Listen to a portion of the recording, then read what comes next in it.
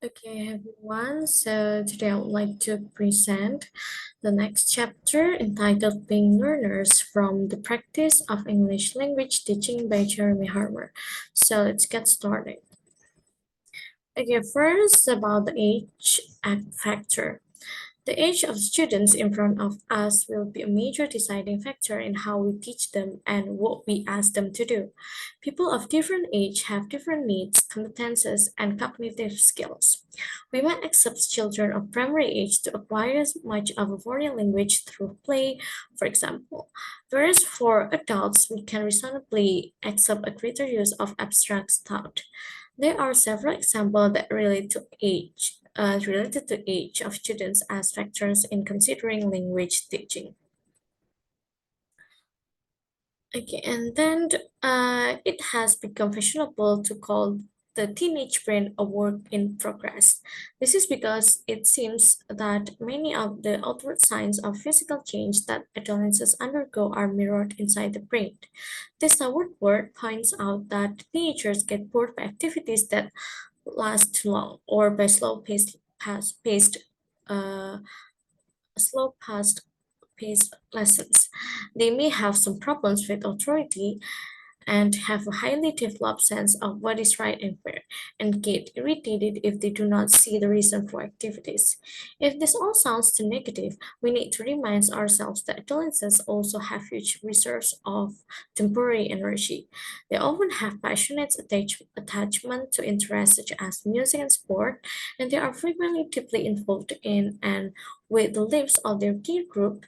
This passion can also extend to causes they believe in and stories that interest them. They can be extremely humorous. Teenage classrooms are often full of laughter and very creative in their thinking. And adults are likely to be more critical and demanding and ready to complain to the teacher or the institution if they feel the teaching is unsatisfactory. However, adults have an advantages as language learners. They can engage with abstract thought and they can a whole range of life experience to draw on. They have expectations about the learning process, and they already have their own set patterns of learning. And then adults tend on the whole to be more disciplined than other age groups, and crucially, they are often prepared to struggle on despite boredom.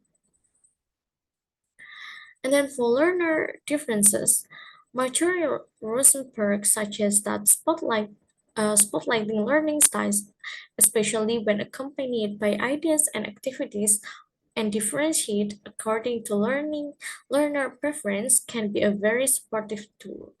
What then are some of the variables that have been suggested? The first is perceptual preference. Uh, it's include visual that relating to what we see, auditory relating to what we hear, kinesthetic relating to movement, olfactory relating to our sense of smells, and then gustatory relating to our sense of taste. And then personality factors, perhaps you are more extrovert or more introvert. And then multiple intelligence, such as musical or rhythmical, verbal or linguistic, visual or spatial, uh, bodily or kinesthetic, logical or mathematical, intrapersonal and interpersonal.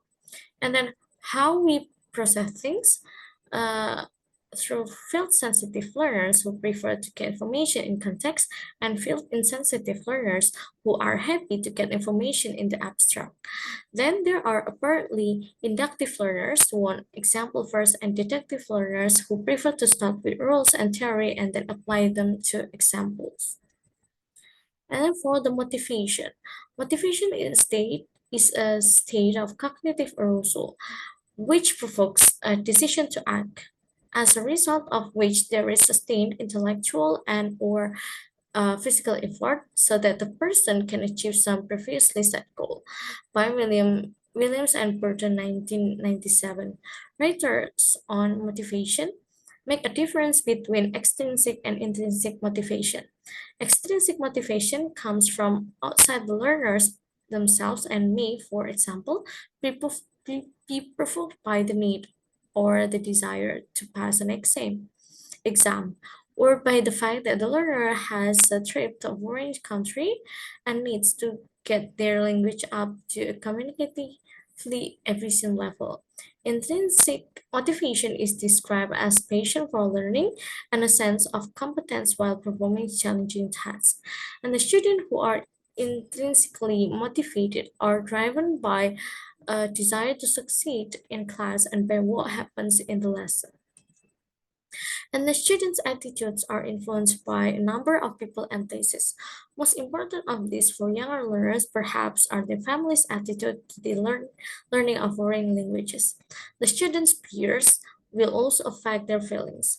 If language learning is seen as an important and prestigious activity by the other students around them, they are far more likely to view the activity positively than if their colleagues will think the whole exercise is unnecessary.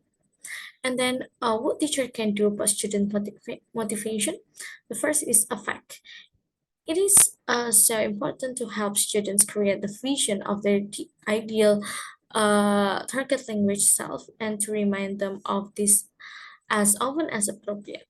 And then achievement. Achievement is most commonly measured through grades of one sort or another, but this can have a baleful effect on student motivation if they are carelessly awarded or if the students are frequently failing to achieve the grades they desire. And then attitude. However nice teachers are, the students are unlikely to follow them willingly. And then, unless they have confidence in their professional abilities, students need to believe that we know what we are doing. And for agency, describes our ability to have control in our lives and through our own thinking and will to effect change in the way we live. And then levels. Students who start as beginners progress to the elementary level and then to intermediate before they make it all the way to advanced.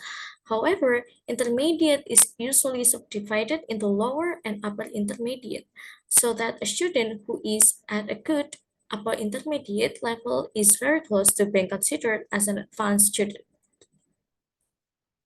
And then we moved into the CFR levels. At the A1 level, the speaker can introduce himself or herself, and others can ask and answer questions about personal details such as where he or she lives and people he or she knows and things he or she has. At the B1 level, students can deal with more situations likely to arise while traveling in an area where the language is spoken, which at the C1 level, they can express ideas fluently and spontaneously without much obvious searching for expressions and can use language flexibly and effectively for social, academic, and professional purposes. When students have reached mastery or proficiency, that is the C2 level, they can express themselves spontaneously, very fluently, and precisely.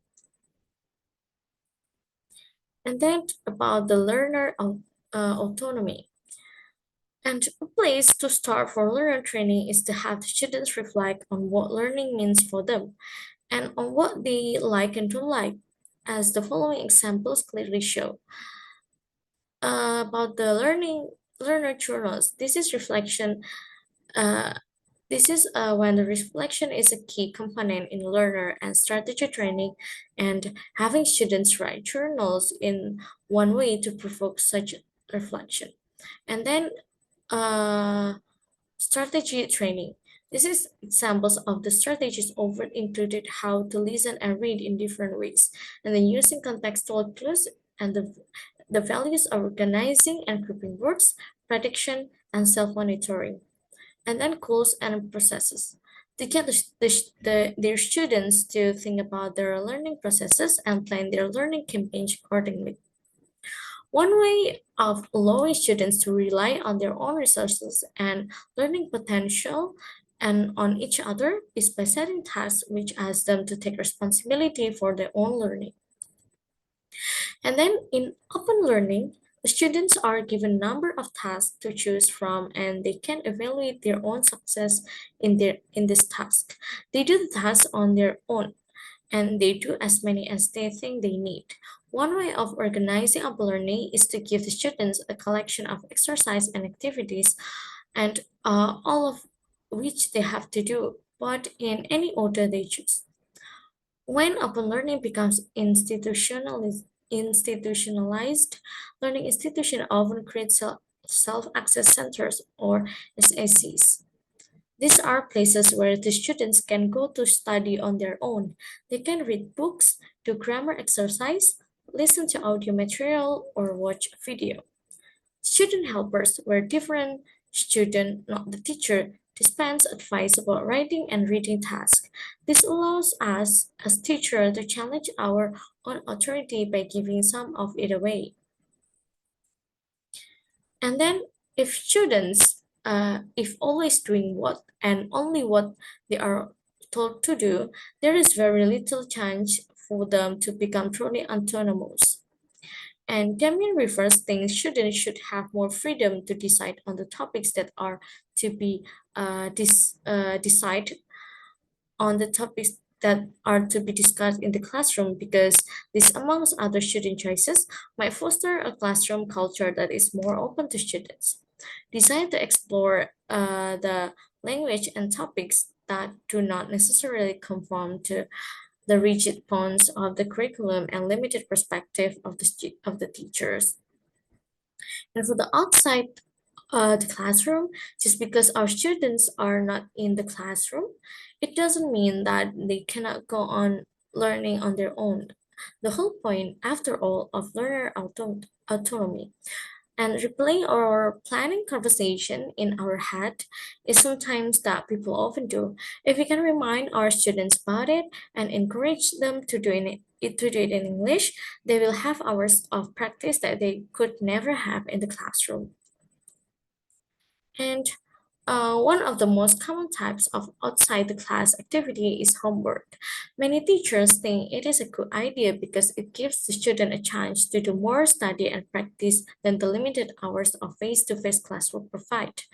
Homework can give students opportunities for revising classwork, practicing language items, preparing for the next lesson, and working on the written assignments, doing investigate for or just about anything else that teacher or they themselves might want. Um, there are four other considerations that might make a difference too.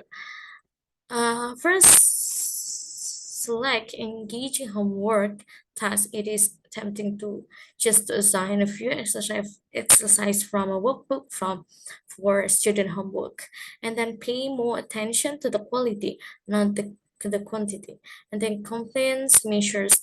And one of the ways that we can try to ensure that all the students do their homework is to ask them to keep a homework record where they write down what they are supposed to do and then indicate then when they have done it.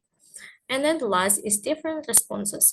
We can sometimes ask our students to evaluate each other's work, and we can also be selective in the way we respond.